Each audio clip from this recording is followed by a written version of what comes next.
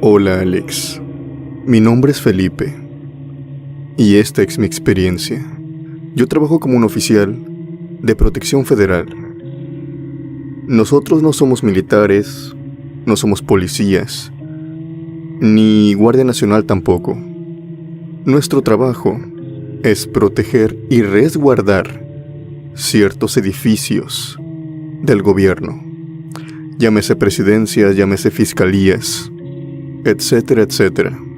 Esta experiencia me ocurrió en una fiscalía que estaba especializada en el área de secuestros, trata de blancas, extorsiones, etcétera, etcétera. En esta fiscalía, como en algunas otras, no en todas, se tienen también celdas de presuntos culpables. En estas celdas, como es muy común, pasan muchas personas, la mayoría de ellas, obviamente delincuentes. Y como podrás imaginarte, en aquellas celdas pasaban personas muy pero muy pesadas, pero la gran mayoría de ellas pasaban solamente, podríamos decirlo, peones. Personas que si bien estaban ligadas a lo que vendría a ser la trata y los secuestros, pues no necesariamente son aquellas personas que llevan a cabo todo, o sea, la mente maestra. Por lo regular son solamente personas que trabajan para esos grupos criminales y son los primeros a los que agarran. Estas personas son llevadas aquí y los oficiales y detectives les sacan toda la información que necesitan. Esto me ocurrió durante la noche. Cuando yo llegué y pasé el turno, verifiqué la bitácora y verifiqué todos aquellos pendientes que había. No solamente estaba yo, tenía cerca de 7 compañeros durante la noche. Obviamente todos se iban, en su mayoría, y pues teníamos que resguardar la fiscalía. En las celdas, por lo regular, cuando un preso se quedaba, se nos daba el informe al turno siguiente. Pero en aquella ocasión yo no recibí ningún aviso ni nada parecido. Cuando chequé la bitácora, veía que en ese apartado ponía sin novedad. Pero a pesar de que llevábamos un conteo de todo muy exhaustivo, a veces ocurría que durante el día, a veces los chicos de protección andaban de arriba para abajo, y obviamente un preso que ya llevaba ahí tiempo, pues le ponían sin novedad, que ahí seguía.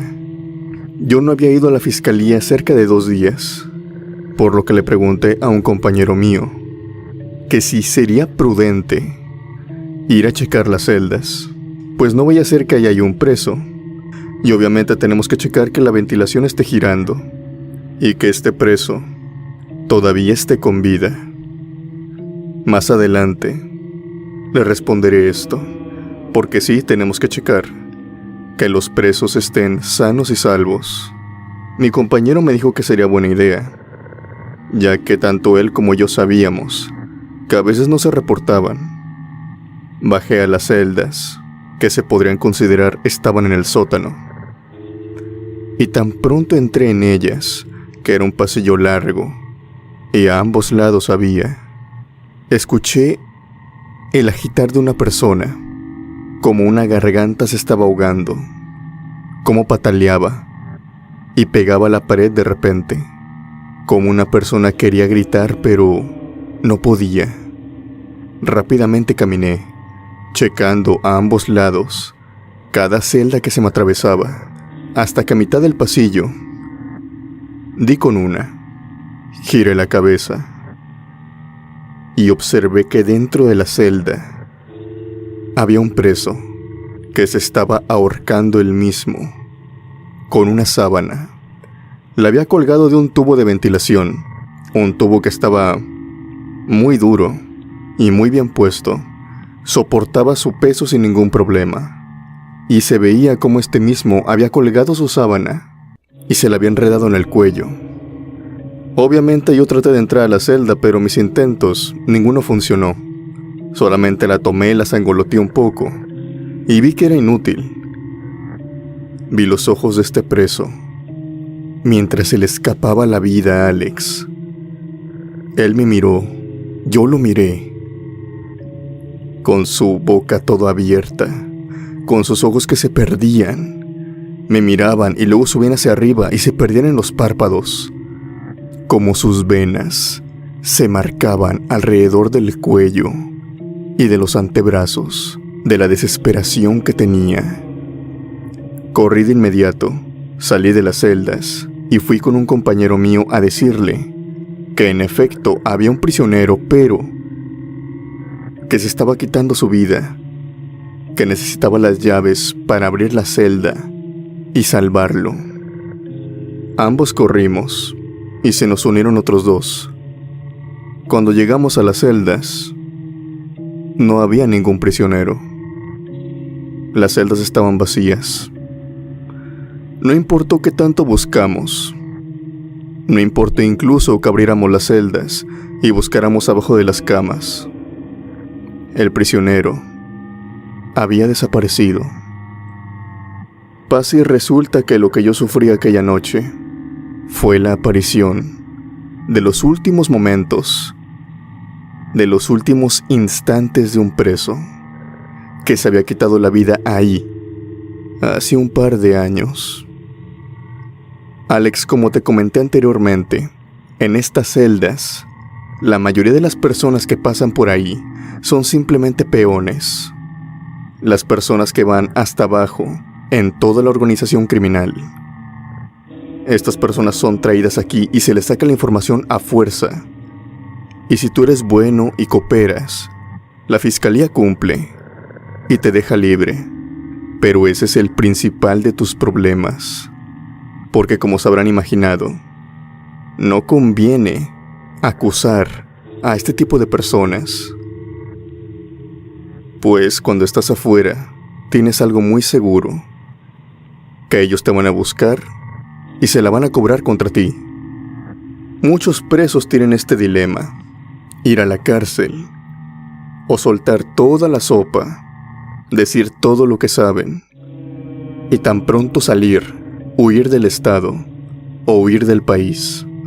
Muchos no lo logran y debido a toda esta ansiedad, debido a toda esta presión que tienen, incluso algunos sabiendo que al llegar a la cárcel pueden perder la vida y que si dicen todo al salir, igual la pierden, toman una decisión muy drástica, que es quitarse la vida en las celdas.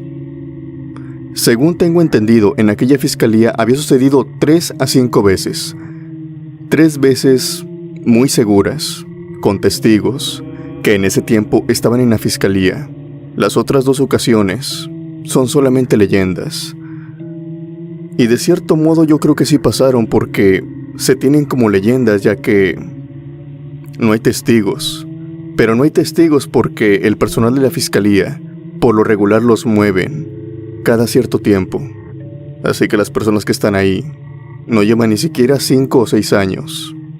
Y puede que esas 2 ejecuciones sí se dieron en verdad.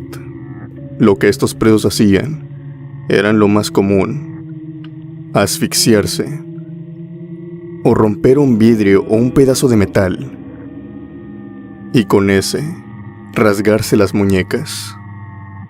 No cabe duda que aquellas celdas son un lugar espantoso y me quedó más que claro que agradezco mucho estar del otro lado, pues una vez que te internas en el crimen organizado, una vez que te adentras, ya no sales. La única manera en que sales es sin vida.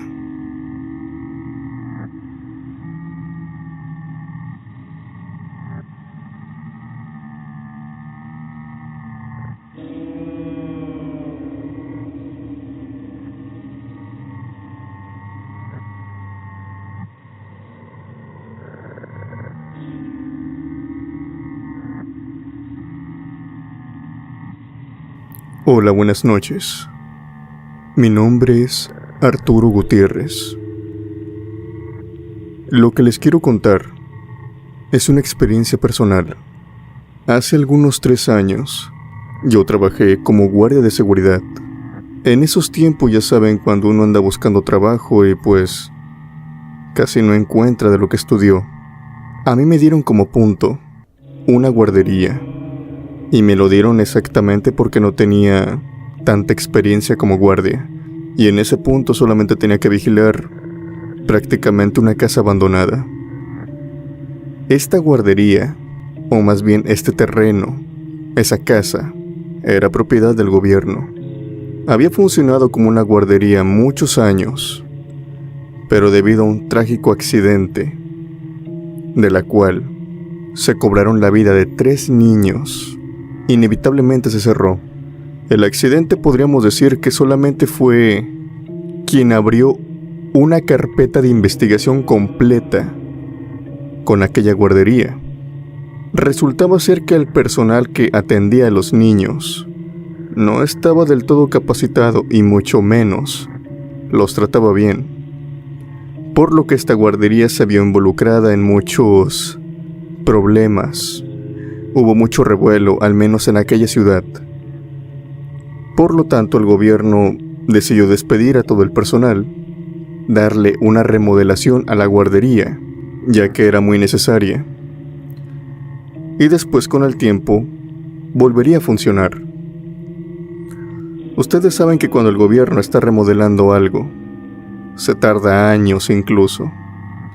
Aquella guardería llevaba sin trabajar por lo menos algunos meses, cuando yo entré a ella.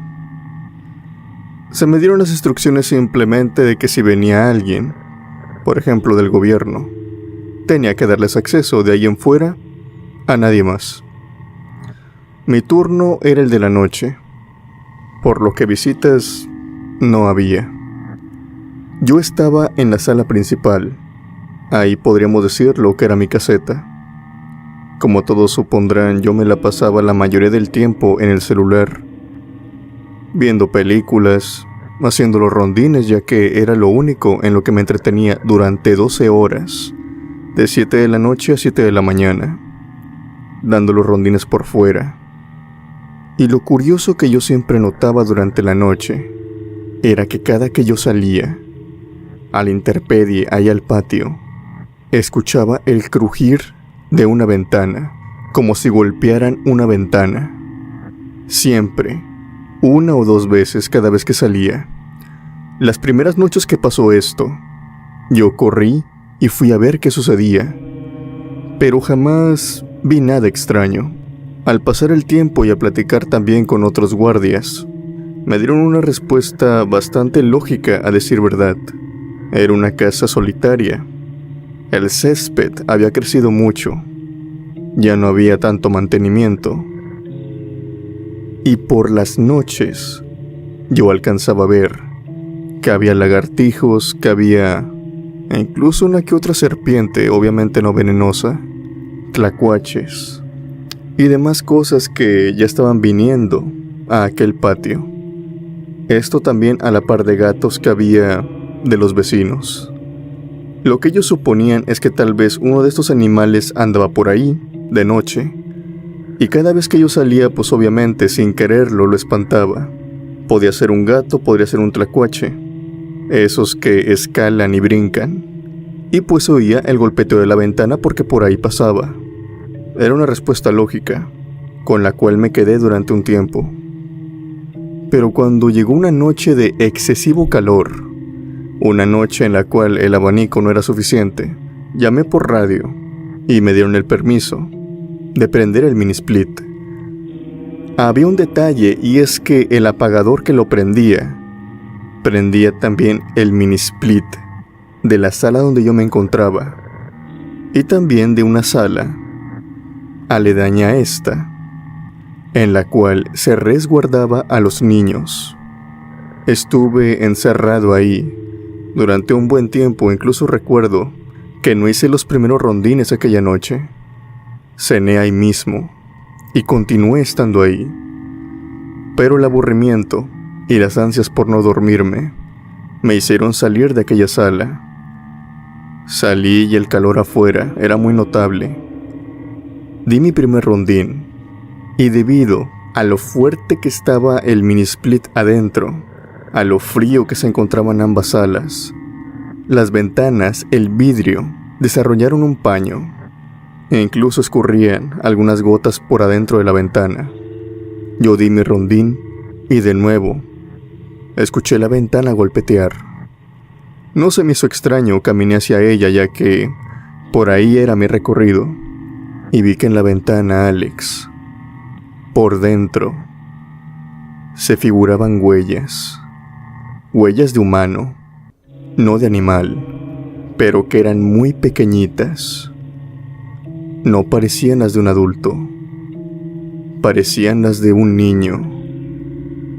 Y no solamente eran un par de huellas, eran 3 pares de huellas, 6 manitas pequeñitas, que estaban puestas de tal manera que parecía como si hubieran empujado el vidrio. Yo me metí a la sala, y desde esta había una puerta directa hacia aquel cuarto. Yo me metí y enseguida encendí la luz, solamente para ver que aquellos juguetes que estaban ahí desde hace mucho tiempo, y que cabe recalcar, Alex, yo cada vez que llegaba, abría todas las habitaciones en compañía del relevo, para ver que todo estuviera en orden. Yo siempre vi los juguetes, las mantas, todos aquellos artefactos con los que jugaban los niños, recogidos, puestos en estantes y acomodados. Ninguno estaba regado por el piso, pero cuando abrí la puerta, casi todos los juguetes se encontraban en el piso, regados, también las mantas, como si niños hubieran estado jugando en ese lugar hace muy poco tiempo, hace algunas horas o minutos. Esto que vi me dejó bastante impactado. Cerré la puerta y estuve en la sala sin salir a dar rondines durante toda la noche hasta que llegó el relevo, e incluso apagué el mini split. Abrí la ventana que tenía y puse el abanico, nuevamente como antes. Cuando llegó mi relevo, yo no le dije nada. Fuimos de nuevo a las habitaciones, y al abrir aquella habitación donde había visto todos los juguetes regados, me llevé una gran sorpresa al ver que ahora todos estaban acomodados, como si nada hubiera pasado. Desde aquella noche y hasta que me salí de este trabajo, seguí dando los rondines, pero ya no pasé por enfrente de aquella ventana, y no volví a entrar al menos hasta el día siguiente a los cuartos donde jugaban los niños. Después de investigar un poco, di con la respuesta que en ese cuarto precisamente habían perdido la vida aquellos 3 niños en aquel accidente, y tal parecía ser que incluso seguían jugando por las noches en aquel cuarto.